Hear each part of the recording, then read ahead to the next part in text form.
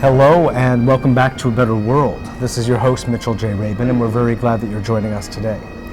Today we are also going to be recording for Radio for Peace International, an event taking place at the Roosevelt Hotel in Manhattan in New York City on nothing other than St. Patrick's Day. You can hear bagpipes in the background. That's right. And appropriately so, we are seated right now with Glen Martin, who has been working with the World Constitution Parliament Association for a number of years, and we're very pleased to have him with us to talk a little bit about what this is and what the intent of today's activities are.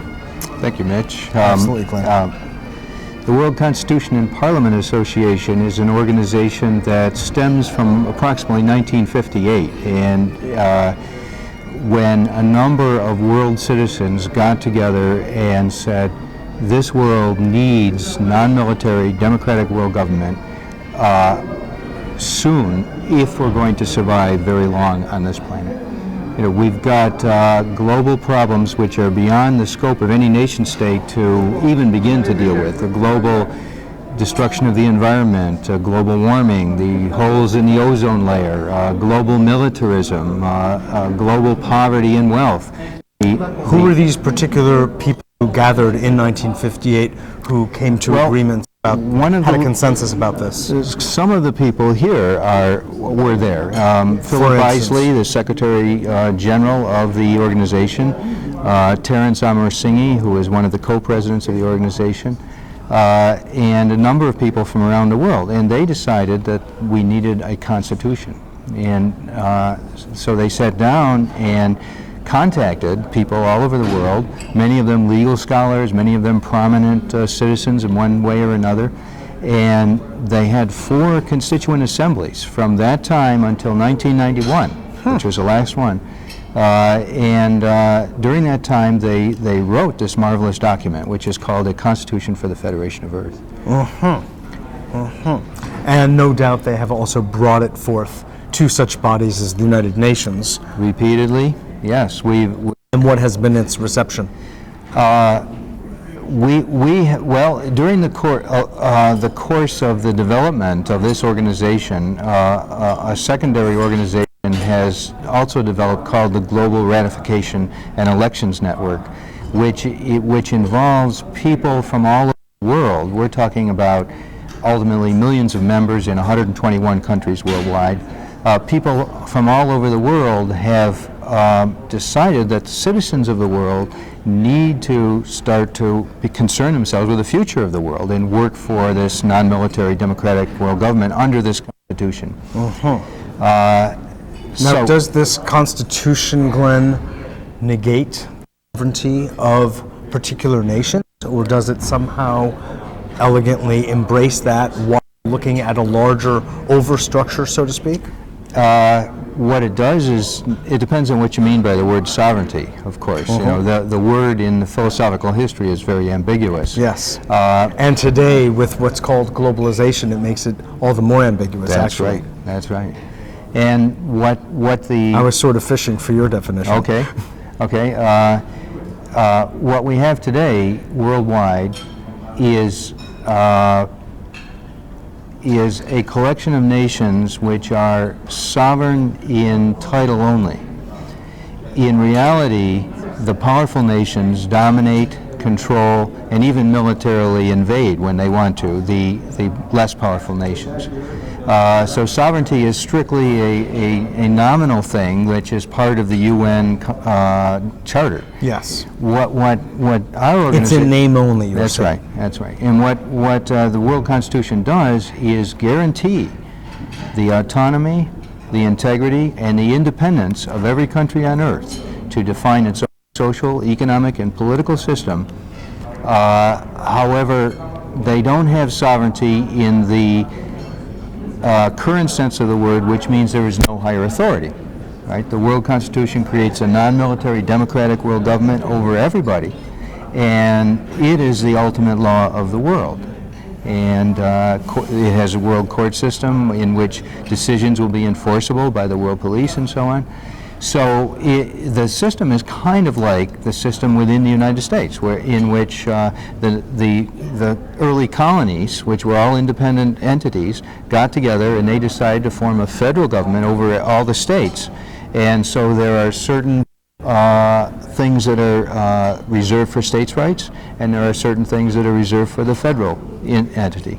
So would you say that your organization is modeling itself after that original model of the United States? No, states to federal government? It's modeling it really doesn't have any particular model in the history of constitutions. But it has analogies to this. Certainly does. I see. Certainly does.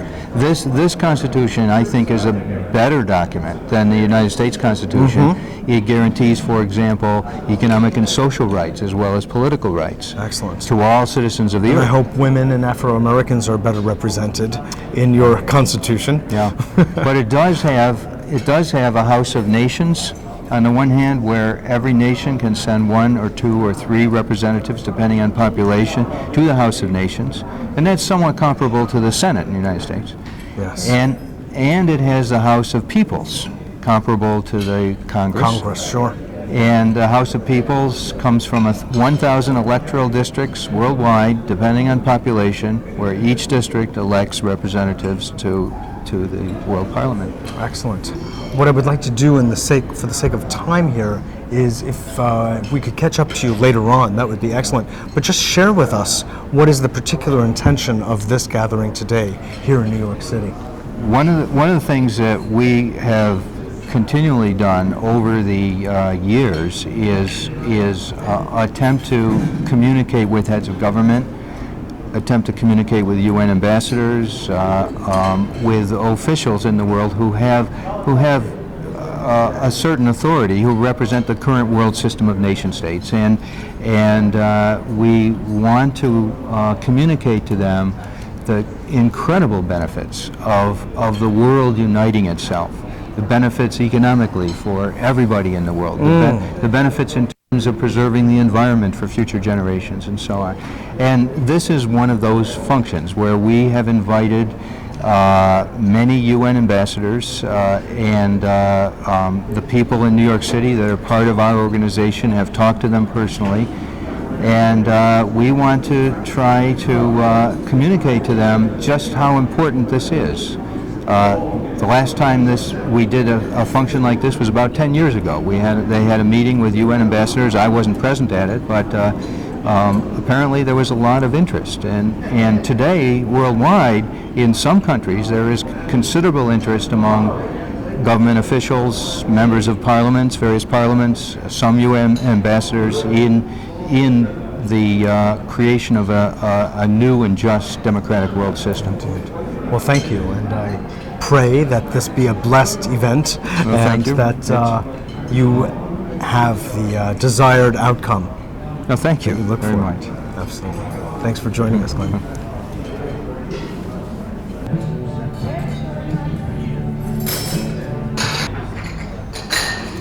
We are now seated with Terence Ahersingha, who is here from Sri Lanka.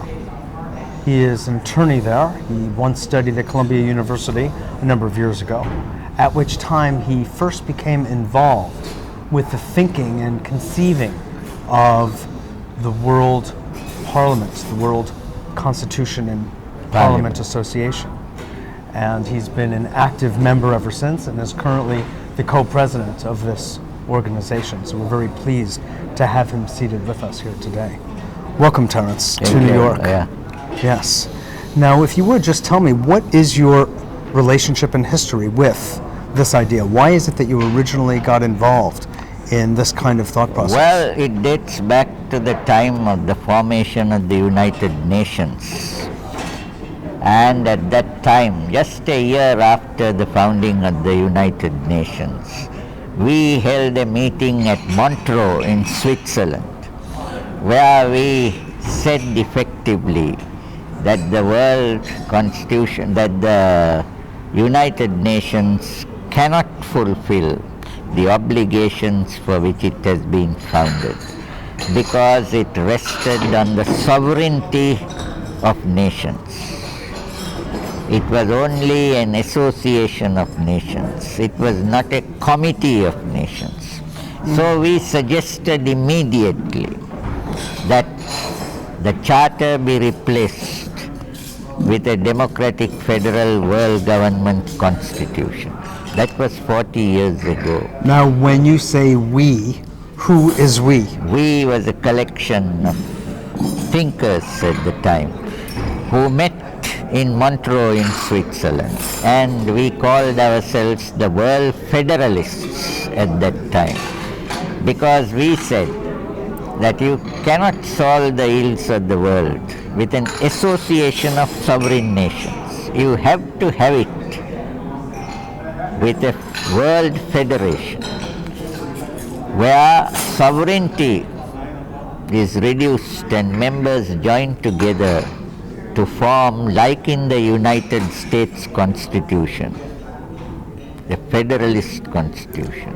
In other words, the states subordinated That's to right. a Correct. federal governing body. Otherwise, there will be anarchy. What has happened to the United Nations today, it is like a team of horses running in different directions.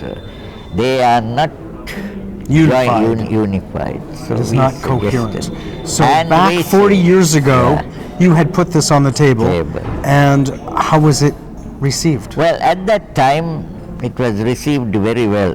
There were a lot of critics. There was Lord Boydo, Clement Attlee from England, Winston Churchill. They were all interested in the project. But somehow or the other, this idea of national sovereignty prevailed, and the nations would refuse to give their part of their sovereignty to a federal body. Now that has resulted in the present chaos which is facing the United Nations. And therefore the world. And what then do you see the role you are playing now with the World Constitution Parliament Well, Association? we are trying this respect. We are trying to educate the peoples of the world to change their governments, to get the governments to agree to cede a part of their sovereignty to a federal body. And we have drafted a constitution. After a lot of thought, we means our association. Yes. And we have drafted what is called the Constitution for the Federation of Earth. This we did in 1977 in Innsbruck in Austria. We called for a constituent assembly. That is how constitutions are made, of all the peoples, and we had 44 countries represented on that occasion. So we adopted the Constitution for the Federation of Earth in 1977. And since that time, we have gone out on a campaign for ratifying that Constitution. That is, getting parliaments and governments to adopt the Constitution as one of their principal objectives. Now we nearly got through one resolution in the Indian Parliament where they wanted to change the Indian Constitution to say one of the objectives of India is to see the establishment of a democratic federal world. It came very near to passing. Hari Vishnu Kamath was the MP who moved that resolution. Unfortunately, the government fell and a change of parliaments and they had to shelve it. So since that time, we have not had made much progress with parliaments moving these resolutions. But now we are again continuing the campaign, and we are going forward encouraging parliaments of the world to move resolutions and urge their governments. But you have a ratify. formidable foe, which I know you know, which is the economic powers behind the governments. The governments themselves, by and large, are puppet organizations, most, not all, but most of the time, and they are subordinate to the corporate and economic interests of the country, and actually there are no borders. So there is a certain lack of sovereignty, not in the way that we would like to think about it, but because of the multinationals or transnationals, they don't recognize boundaries in the same way that even nations do. How do you begin to deal with that? Because unless you reckon with the economic powers, you're probably not going to get very far. Well, but there is also the other side to it, that the world is careering towards economic chaos. And this is going to force the nations to come together. After all, we are living now in an interdependent world. And this interdependency opens the door to world government. There is only one or two hesitations by people. One, they seem to think that a world government will be highly bureaucratic and will lead to tyranny and oppression of people. And the other feeling if you leave it to bureaucrats, they're right. And the other feeling they have got is that their own traditions, their uniqueness will disappear in this thing. But if we study cultural attributes, so to speak. If we study our constitution, the constitution for the Federation of Earth, we see that all these have been met with, all these problems have been met with, that these are only just bogies or just fantasies. For example, we find that in the Swiss Federation, after nearly so many thousand years, you see, the traditions of each Swiss canton still remains. Nothing has happened to it, you see. In the United States Federation, so in the same way, a world federation will not lead to disappearance of cultures. In fact, cultures will benefit more. And also this bogey of tyranny. We have avoided that by having a Bill of Rights in our constitution.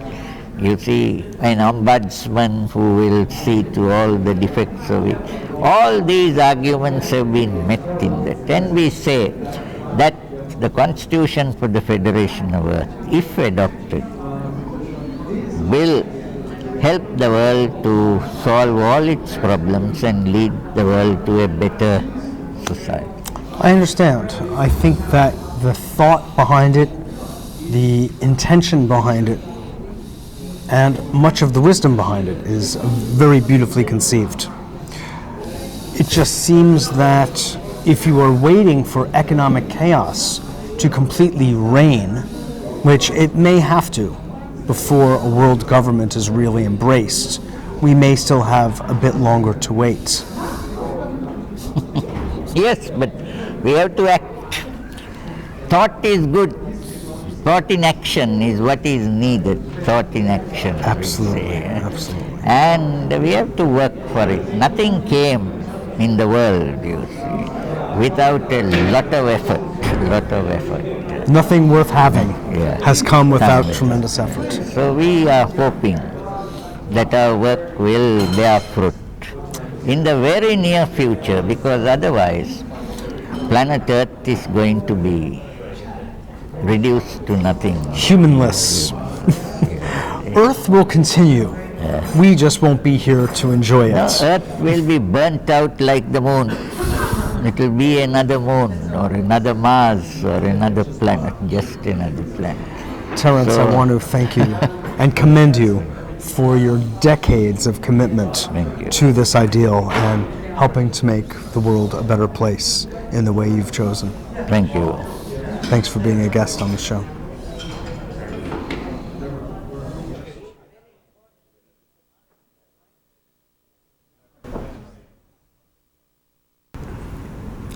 And now for the last part of this show, we are pleasantly seated here, and it's very much my honor to be seated with Phillip Isley, who has been working for world peace for many, many years and is the Secretary General of the World Constitution and Parliament Association. Thanks so much for joining us on the show, Phillip. Glad to. Good. Give us a little bit of insight into the man who has been working for so many decades. You'd have to be more specific than that. This. You'd have to be more specific. More specific. Okay. What do you want to know? What I'd like to know is 85. What you're 85. You've been working for the cause of peace Since I was in Sunday school. Since you're going back many years. Well, And that's 75 years. Was it 1958 that you began this portion of your work? Yeah, that's when the World Constitution and Parliament Association was started. And what is it that inspired you to begin that way of working toward world peace? Because we need to have a world government. The world government requires a world constitution. It's that simple. Yes. Well, there was, of course, the existence of the United Nations, which many people felt was a body to offer the world that kind of structure. It never was. It never was. It was a fraud to begin with. Mm-hmm. A delusion to begin with. A delusion. A diversion to begin with. It wasn't organized for the purpose of securing world peace. That's stated in the purpose of it, but that wasn't its purpose. What do you feel the purpose was? It was to maintain the superiority of the victors in the Second World War, together with 5 people, the 5 members of the Security Council. They were going to rule the world from there on. The other members of the UN were only for show purposes. For show. They have no voice. The UN was never set up to give delegates, either appointed or elected or any kind, the authority to enact world legislation to solve world problems. All they could do is talk. It was never set up to solve problems. And so you have obviously drafted the World Constitution I didn't. in order to... I helped draft it. Yes, you were one of the collaborators. I was the collaborator. For a constitution that you feel does address head-on the issues that face us as a humanity, politically, and socially and economically. As a matter of fact, Henry Reeves said that world government was overdue since the First World War, not since the Second World War. So it's been overdue a long time. How do you conceive of what it is that has stopped its implementation? The powerful nations and those mainly economic interests, some political, that are in control of the governments of the powerful nations, in particular the United States. How would you describe your strategy for addressing these political and economic powers that be?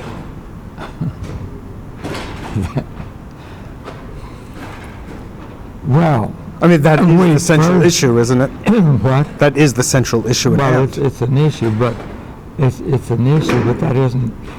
that wasn't the primary purpose of organizing the World Constitution and Parliament Association. It was to get all delegates invited from all countries, from the people and from the governments, to prepare a World Constitution. We did that, but the governments never sent delegates, never sent official delegates, because the United States made it known that that would be an unfriendly act against the government of the United States. So it's unprovable. It's what happened. But your real purpose is to implement the Constitution, not just to convene a body of agreeers. Purpose, I mean, we had a sort of simplistic idea, I did, others, that of course it was insufficient just to ask for world peace. World peace, as Henry Reeves pointed out so well in his book, The Anatomy of Peace, published in 1946, that almost everybody's forgotten about by now, that you can't just say peace among sovereign nations is impossible. Impossible. It's been proven impossible. The whole of the last century has proved that impossible, if not the century before that, impossible. So, as Henry Reeves said so well, at the end of the Second World War, we have to have world government. a federal world government. There's no other way to get world peace. Einstein agreed with Emory Reeves. That's the only solution, is a federal world government. He said it more than once. Robert Mueller now, who is Assistant Secretary of the United Nations, of late, during the past half dozen years or so, has been saying that we need a world government that's properly designed. And at one point that he read the Constitution for the Federation of Earth, it said, "This is just what we need." Robert Mueller. So he's part of our sponsorship at this time. Sage advice. Yes, but you asked, your question originally was, would you state it again? The question I put to you was, how is it that you intend or are strategizing to address those obstacles to the implementation of a world constitution? That was the question, recognizing that those obstacles are political and economic in nature. Well, three ways then, shall we say. One, of course, we invited all the governments to participate in the sessions of the World Constitutional Convention. That's a long story. They didn't send delegates. There's a reason why they didn't send delegates. That's anyway, the people's delegates came through three sessions of a World Constituent Assembly. And the Constitution was finished at the second session, was amended some at the third session of the World Constituent Assembly. So it's been in finished form since 1977. We submitted it to all, it was first of all sent to all the members of the United Nations here in New York with a request that they submit it to their governments for ratification, just like we were going to repeat that today, but none of the ambassadors came. There's a reason why they didn't come. What is that reason? Well, only because we only have 1 minute left, and so I'm going to have to ask you to reach a... Then we haven't covered very far. So our work has been then to mobilize the people. We've done that. We have more than 2,000 organizations in 130 countries, representing more than 120 million individual members who are lined up behind this program. And it's difficult for people directly to introduce a world government, so we still wanted to get governments involved. That's why we had this meeting, to ask the ambassadors to renew their recommendation to the national governments that they ratify the Constitution, and each of them put up money so that there would be a budget of $500 million to begin the world government. And that money has already been earmarked for this purpose? Oh, of course not. Oh. But what has been earmarked for armaments and spent is something like $100 trillion since the Second World War. In the nuclear weapons campaign and all of the armaments campaign, $100 trillion almost, probably that much. Now what's 500 million compared to 100 trillion? Tell me. Oh, that's not very much to get a world government started. We wanted to make that appeal today. I have a budget prepared in those terms. Now, the costs of not having a world government, apart from the military costs, hot wars and cold wars and armaments, the cost has been also in the condemnation of half the population at least, or maybe 2/3 of the population of the world, to miserable living conditions which are unnecessary, because we had enough resources, technology and everything, science, so that everybody could be living a good life on this planet.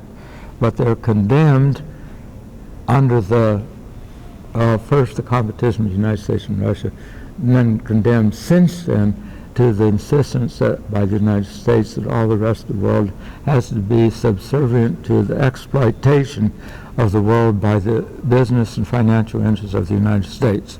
So the people are condemned. So that Yes. 30% of the people in the third world countries and the developing countries are unemployed.